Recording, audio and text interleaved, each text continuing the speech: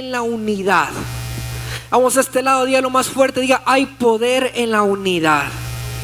Y yo creo que este mensaje es específicamente para el día de hoy, porque si hay un poder en la unidad es cuando el hombre se une con Dios. Yo quiero que levante sus dos manos al cielo y que le diga: Señor, yo quiero ser uno contigo. Vamos, levanta tus dos manos al cielo y dile: Señor, yo quiero ser uno contigo. Vamos, yo quiero que lo digas fuerte y digas: Señor, yo quiero ser uno contigo. Vamos, ¿alguien lo puede decir en esta tarde? Quiero escuchar. Los líderes, servidores, quiero escucharlo. Diga: Señor. Vamos, dilo fuerte, diga: Señor, yo quiero ser uno. Yo puedo hacerlo más fuerte, diga: yo quiero ser uno contigo. Y ahora quiero que le dé un fuerte aplauso a Dios por lo que Él va a hacer en esta tarde. Y es que si hay un poder, pero poderoso, en la unidad, es cuando el hombre se une con Dios. ¿Y cómo el hombre logra unirse con Dios?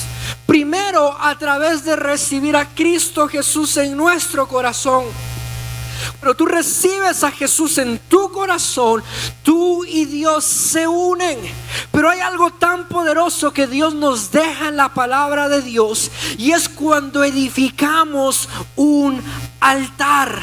Diga conmigo: necesito edificar un altar. Vamos, dígalo fuerte, diga: necesito. Vamos, dígalo fuerte: necesito edificar un altar. Y yo sé que muchos acá saben lo que es un altar, pero un altar, una de sus definiciones es un lugar donde nos acercamos a Dios. Porque cada vez que adoramos, cada vez que alabamos, cada vez que servimos, cada vez que nos postramos, estamos edificando un altar. Un altar es un lugar donde hay adoración. Un altar es un lugar donde hay alabanza. Un altar es un lugar donde hay ofrendas. Un altar es un lugar donde hay servicio. Un altar es un lugar donde hay sacrificio. Y yo sé que la palabra sacrificio no es muy común en nuestra cultura y en nuestro tiempo. Si algo tiene esta generación es que no le gusta sacrificar. Quieren tener el mejor cuerpo, pero no quieren dejar de comer hamburguesas. Quieren tener el mejor ingreso, pero no quieren ahorrar. Quieren tener al novio, la novia más guapa, yo no sé, pero usted ni se baña. Si algo esta generación no entiende y nuestra cultura ha perdido, es la definición de sacrificio. Esta generación ha dejado por un lado la definición de sacrificio. Y es que si algo define altar, es un lugar de sacrificio.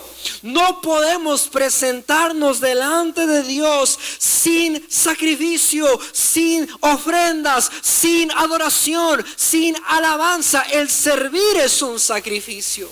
El venir hoy a la iglesia es un sacrificio, y es algo que hoy no le gusta a la gente. Es algo que hoy la gente lucha con sacrificar. Un ejemplo claro es hoy. ¿Qué pasa si el día de hoy tú tuvieras el examen para cerrar tu carrera universitaria? Estuviera lloviendo, tuvieras carro, no tuvieras carro, ¿faltarías a ese examen, sí o no? ¿Qué pasaría si el día de hoy te dijeran que hoy pagan, aunque esté lloviendo, tengas carro o no tengas carro? ¿Vas? ¿Por qué? Porque te pagan. Pero entonces, ¿por qué para la iglesia si está lloviendo no vas? Diga conmigo: sacrificio. Diga fuerte: sacrificio. Y es que donde no existe sacrificio, no existe altar. Y le digo esto porque en un altar, donde hay sacrificio, y donde hay un altar es donde Dios está. Dios está donde edificamos un altar. Y en esta iglesia, por la gracia de Dios, este lugar santo, porque quiero que usted entienda que este lugar de cemento y de alfombra y de madera es un altar. Y este es un lugar santo porque donde hay una casa de Dios, hay un altar edificado a Dios. Y donde hay un altar edificado a Dios, Dios habita, Dios reina, Dios gobierna, Dios desciende, Dios trae fuego, Dios sana, Dios se encuentra con su iglesia, Dios habla con su iglesia, Dios ministra a su pueblo, donde hay un altar. Pero incluso el término altar, la gente hoy en día ha querido quitarla con tal de modernizarnos. Y yo entiendo, para términos de construcción o de audiovisuales, esto es como una plataforma, pero esto no es una plataforma, porque esto siempre será un altar. Incluso hay pastores muy famosos que dicen: no, es que no hay un altar. Pero déjeme decirle, si hay algo que no se puede negociar, es que donde hay una casa de Dios, tiene que haber un altar para Dios. Y en esta casa el Rey de Gloria siempre estará este altar. Porque donde no hay altar, no hay adoración, no hay alabanza, no hay ofrendas. En una casa de paz, que también es un mini altar, no puede hacer falta la alabanza. No, pastores, que a la iglesia no le gusta alabar, no le gusta adorar. Déjeme decirle, si en un altar no hay adoración, no hay alabanza, eso no es altar. Hay otras personas que dicen: no, es que acá no hay ofrendas, acá la gente no viene a la ofrenda. ¿Acaso tú no sabes que es en el altar donde Dios recibe las ofrendas? Y en el altar también es donde nosotros derramamos nuestro corazón. Pero si en un lugar no hay alabanza, no hay adoración, no hay ofrendas, no hay sacrificio, no está la presencia de Dios. Todo lo contrario, hay una casa del hombre. Y donde hay una casa de hombre, Dios no se manifiesta. Donde hay un plan de hombre, Dios no se derrama. En tu casa de paz, si es una casa de paz donde Dios habita, ahí tiene que haber poder, ahí tiene que haber alabanza, ahí tiene que haber adoración, ahí tiene que haber fuego. Pero si es una casa de hombre, el poder de Dios es sustituido por otras cosas. Y hoy en día, tristemente, en muchos lugares la presencia de Dios es sustituida por otras cosas. Se le pone más importancia a los juegos. Juguemos. Y no estoy diciendo que los juegos sean malos, pero los juegos nunca pueden ser mayor o más importante que el tiempo para que nosotros rindamos nuestro corazón a Dios. Acá tenemos juegos, hacemos juegos, pero nunca un juego será más importante que el hecho de que nosotros vengamos a su casa, para que vengamos a buscarlos. Porque este lugar no es un lugar de entretenimiento, este es un lugar donde está la presencia de Dios y donde hay fuego. Y es que Dios, en su gran amor, Él ha decidido enviarnos fuego para avivarnos, ha decidido enviarnos fuego para que estemos en poder. Y es cierto, Dios es el encargado de mandarnos fuego, pero tú y yo somos los encargados de que ese fuego no se apague.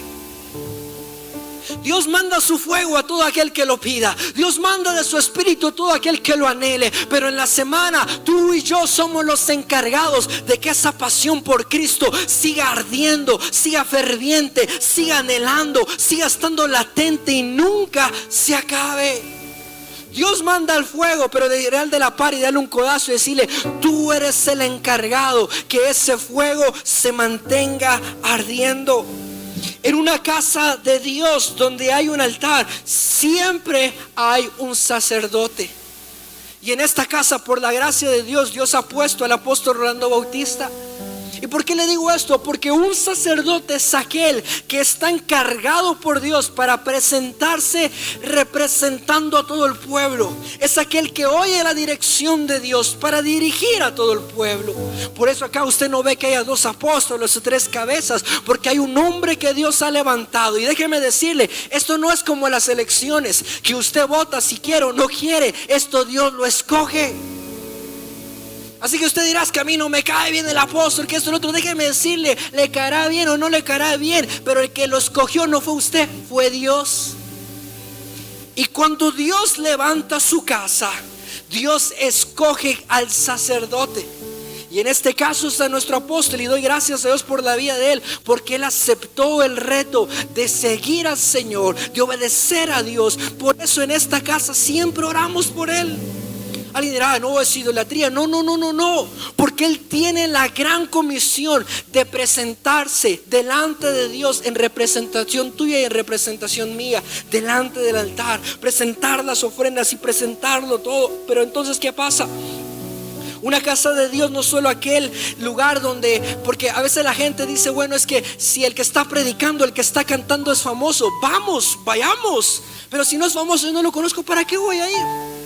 Déjame decirte, nosotros no venimos a un lugar porque sea un show o porque hay alguien famoso. Venimos porque venimos a buscar a Dios. Venimos a rendirnos a su altar. Venimos a entregarnos delante de Él. Es que, pastor, si Él es famoso, llenemos el lugar. Es que no importa quién esté o quién no esté. Lo importante es que estemos donde Dios está. Puedo yo predicar, puede predicar tú, puede predicar alguien más acá en su presencia. Tal vez nadie te conoce, pero no venimos por eso. Venimos porque sabemos que no vamos a escuchar un hombre, vamos a escuchar a Dios que está en su casa y en medio de su altar. Él lanza de su poder, Él llena de su amor, Él ministra con su misericordia, Él hace cosas extraordinarias. Es que, pastor, si el que está tocando no es el pianista de Planet Shaker, yo no voy ahí porque esa alabanza no me gusta. ¿Quién te dijo eso? Tú no vienes porque Edín sea canche o no sea canche, que por cierto Edín está soltero, si alguien le quiere echar el ojo ahí. Usted viene porque es en este lugar donde está Dios, donde está su presencia. Póngame atención en esto, por favor. A veces nos gusta ir a lugares donde hay gente famosa. Y hay gente que viaja, y yo no estoy diciendo que sea malo. Eso no tiene nada que ver con algo. Pero más de buscar a un lugar donde hay alguien famoso, asegúrate de buscar un lugar donde la presencia de Dios esté. Y déjame decirte, por la gracia de Dios, en esta casa Dios habita en medio de todos nosotros. Pero la condición de muchas iglesias y de muchas personas hoy en día es todo lo contrario. Yo quiero que vayas conmigo a la Biblia, a Primera de Reyes 18:30. Porque tal vez hoy te estoy hablando de esto, has escuchado cosas así, pero no sabes realmente, nunca has experimentado esto. Y tal vez tu vida es como este versículo. Porque en Primera de Reyes 18:30 dice: entonces dijo Elías a todo el pueblo: acercaos a mí. Y todo el pueblo se acercó a él, y él arregló el altar de Jehová, que estaba arruinado. ¿Cómo estaba el altar de Jehová en el contexto de esta historia? Pregunto, ¿cómo estaba el altar de Jehová según esta historia? ¿Por qué estaba arruinado el altar? Porque no había sacrificio, porque no había alabanza, porque no había adoración, porque no había entrega, porque no había derramamiento de corazones en la vida y en presencia de este altar. Y es que como cristianos son 3 altares importantes que todos necesitamos edificar. Seas tú que llevas años en la iglesia o que te estés acercando a Dios, todos necesitamos edificar 3 altares. Y tal vez tú no entiendes qué es un altar, pero te voy a explicar en un momento. Pero el altar más importante que todos necesitamos edificar es el altar personal. Diga conmigo: altar personal. Todos necesitamos tener un lugar donde nos encontremos con Dios. Todos necesitamos un lugar donde podamos estar con Él cara a cara. Puede ser tu cuarto, puede ser tu carro, puede ser el lugar de tu trabajo, en el baño donde nadie te ve. No importa el lugar es donde tú y Dios estén. Donde tú presentes tu vida para sacrificarte, donde tú presentes tu vida para derramarte, donde tú presentes tu vida para poder darlo todo. Número 2, necesitamos edificar un altar en nuestras familias. Levante su mano y diga: yo edificaré un altar. Vamos, diga más fuerte: yo edificaré un altar en mi familia. Tal vez tus papás no son cristianos y no tienen la culpa de eso, porque tal vez ellos no lo saben. Pero cuando tú tengas tu familia, tienes que aprender que si Cristo es el centro de esa casa, Cristo tiene el control de esa familia. Pero para que Cristo tenga el control de una familia, hay que edificarle un lugar para que Él reine en esa casa. Por eso si hay alguien acá que dice: pastor, es que en mi casa espantan, en mi casa me jalan, en mi casa esto y lo otro. Déjame decirte, lo que tú tienes que hacer es: bueno, toda la familia reunámonos y que en este lugar sea un lugar donde Dios habite. Porque donde Dios habita es una conexión de lo que está en el cielo en la tierra. En otras palabras, lo que está en el cielo en mi casa, en mi familia, en mis padres y en todos los que están alrededor. Vienen problemas, vienen circunstancias difíciles, vienen momentos adversos. En lugar de ir al médico, en lugar de otra cosa, la familia tiene que entender que Cristo es la respuesta. Pero para que Cristo sea bienvenido en una casa, se tiene que levantar la familia y darle lugar a Cristo. Y número 3, necesitamos edificar altar en la casa de Dios. Aunque este altar yo sé que está, pero como iglesia nosotros necesitamos venir, poner piedras, poner arena, poner madera para edificar y que la casa de Dios se mantenga encendida. Para presentar ofrendas, para presentar sacrificio. Y es que si hay algo que el diablo le gusta acabar o quitar o desaparecer de las iglesias, es el altar. ¿Y por qué el altar? El altar en el hebreo viene del hebreo que es Mizpach, que significa lugar de sacrificio en alturas. Es bien chistoso porque en el mundo espiritual los brujos saben el poder del altar. Por eso usted ve a los brujos en las montañas, en los cerros, en los lagos, allá bien alto, quemando, haciendo de esto, haciendo rituales. Y por más que usted le diga que es cosa cultural, en lo mundo espiritual eso es brujería. Y entonces usted los ve en las montañas haciendo esto y lo otro, y quemándose y esto y lo otro, porque ellos saben el poder del altar. Pero déjeme contarle, cuando nosotros como cristianos edificamos un altar, eso es más poderoso que cualquier chamuco, diablo, cualquier persona que quiera hacer lo que quiera hacer. Eso no es nada nuevo. Veo la historia de Elías y los profetas de Baal. Dice en la Biblia que los profetas de Baal edificaron un altar y danzaban, hacían gritos, hacían de todo, tiraban sangre. Así que si usted ve que alguien tira una gallina y la quema, eso no es nada nuevo. Satanás es un imitador de lo que Dios hace, pero nunca el poder de Satanás podrá ser más fuerte que el poder de nuestro Dios. Y veo en la Biblia que los profetas de Baal hacían de esto, de lo otro, y hacían por querer llamar la atención. Pero donde hay un hijo de Dios, donde hay una hija de Dios que se levanta para edificar un altar, para traer un altar, para sacrificar un altar, para levantar un altar, hace que el fuego de Dios descienda, hace que la presencia de Dios lo consuma, hace que demuestre que su Dios está con él, y todos se darán cuenta, porque esa es una evidencia. Eso pasó con Elías. Elías edificó un altar. Él agarró una piedra, él agarró otra piedra, él trajo de esto, él trajo del otro, él sudó la gota por edificar un altar a Dios. Y él quedó evidenciado que cuando edificamos un altar a Dios, Dios manda fuego. Por eso en esta casa Dios quiere mandar fuego y quiere edificar fuego sobre la vida de muchos de los que están acá, que el día de hoy decidan edificarle y levantarle un altar a Jehová. Un altar en el hebreo tiene tantas definiciones, porque en Éxodo 20, 24 y 25 Dios describe cómo Él quería que fueran los altares. Y voy a hacer solo un resumen por el tiempo, pero habían altares que Dios pedía que fueran hechos de tierra y de ciertos materiales, pero que fueran materiales preparados. Hay otra parte donde Dios habla y Él quiere que el altar sea hecho de una sola piedra. Y esa piedra no podía ser alterada, no podía ser cortada, porque tenía que presentarse pura. Y es que en el altar se tenía tanto cuidado, porque es un lugar santo. El altar es un lugar santo. Y si algo el diablo ha querido hoy quitar del altar, es quitarle el respeto a los jóvenes de lo que es un altar. Hoy en día, y yo no estoy hablando mal de esto y lo otro, pero qué poco respeto se le tiene al altar de Dios. Una vez vi un video en TikTok de un pastor que en el altar se estaba tatuando. Y alguien, ay pastor, pero los tatuajes, yo no quiero hablar de eso, yo estoy hablando del acto. Qué falta de respeto en un lugar santo. Qué falta de respeto en un lugar donde se supone que está la presencia de Dios.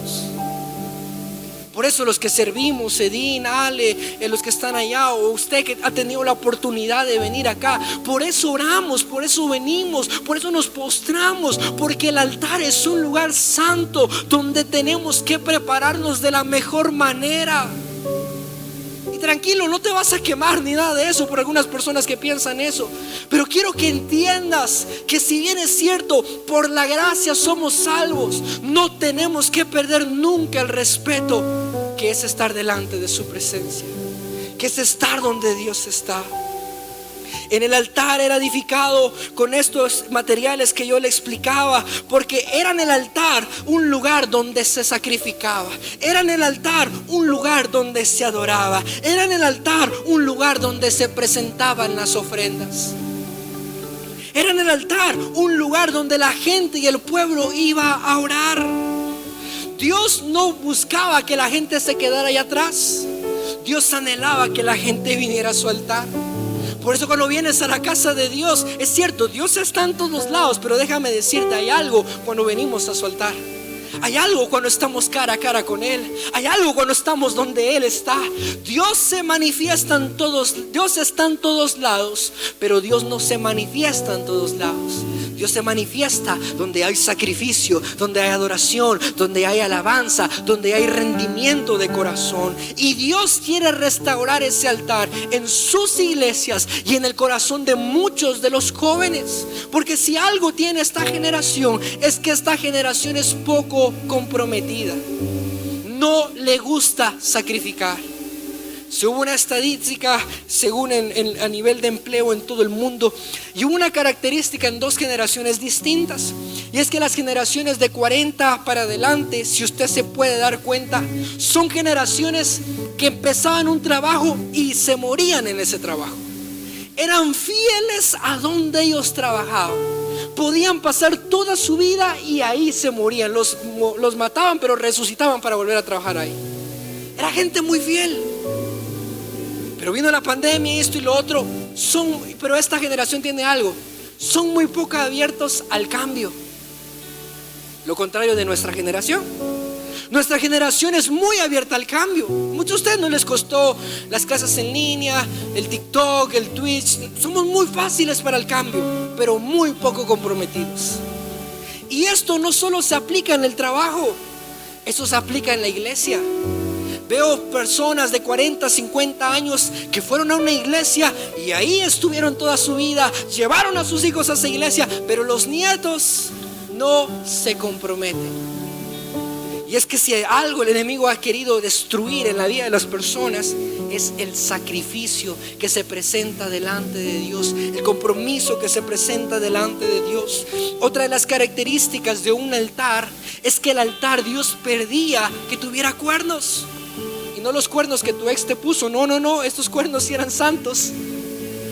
Yo quiero que vaya conmigo por favor a Éxodo 27:2. Porque en Éxodo 27:2 Dios describe cómo Él quería que fuera el altar. Y dice: y le harás cuernos en sus 4 esquinas.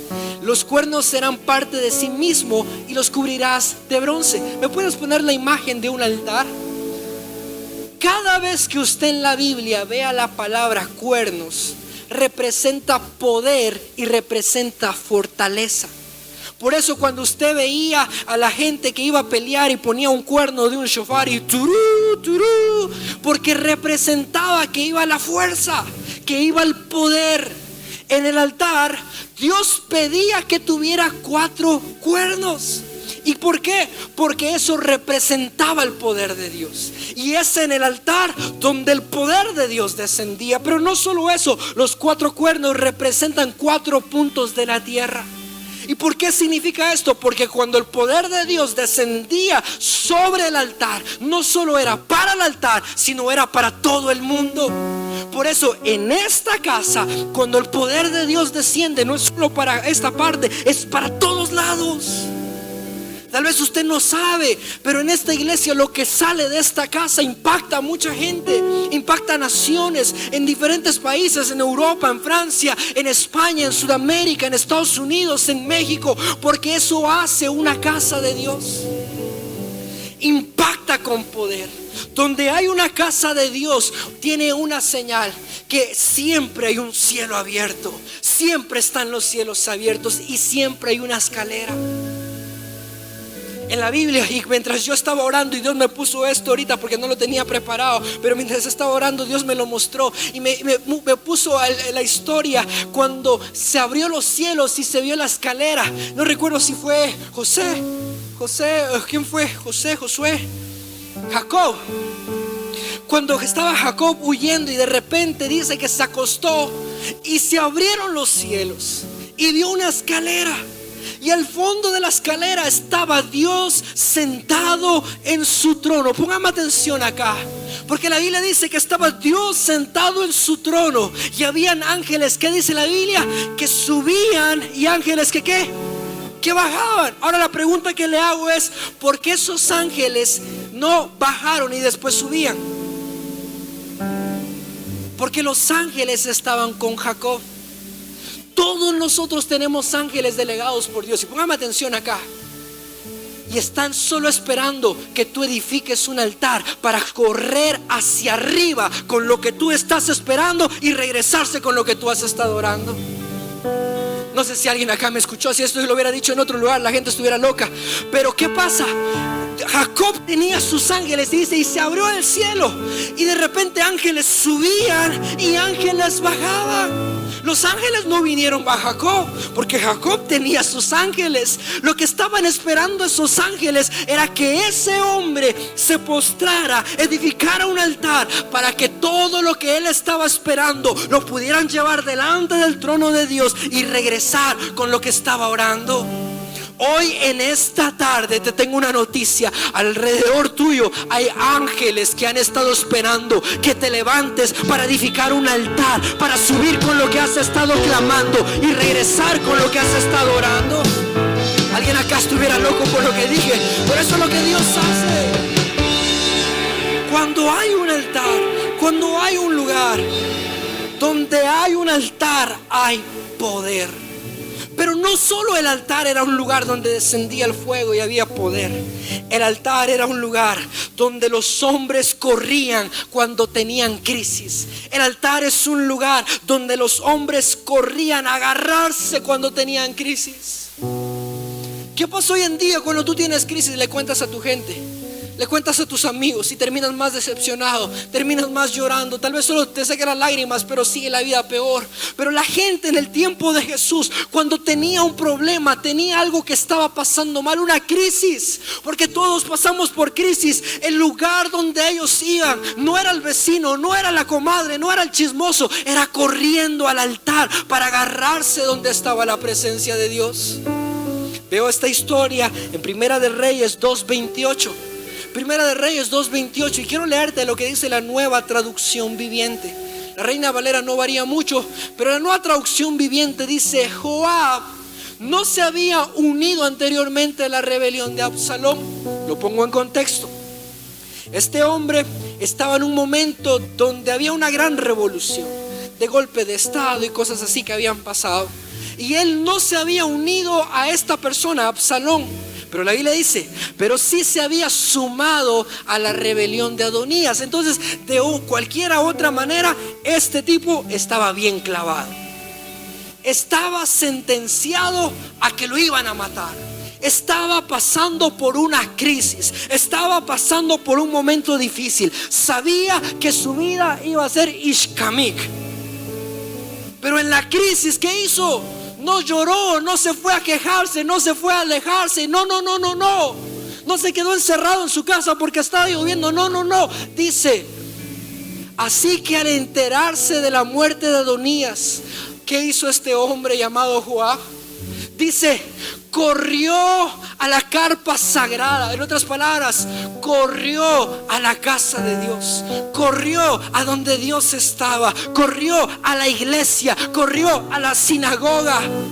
¿Y qué fue lo que hizo? y se agarró de los cuernos del altar. Estás pasando por una crisis muy fuerte, estás pasando por un momento de enfermedad difícil, estás pasando por algo lo cual nadie te entiende, estás pasando por algo lo cual ni tú sabes qué está pasando. No te vayas con los chismosos, no te vayas con tu amigo, corre directamente a la presencia del Señor, porque en tu crisis es ahí donde Dios te quiere solucionar las cosas.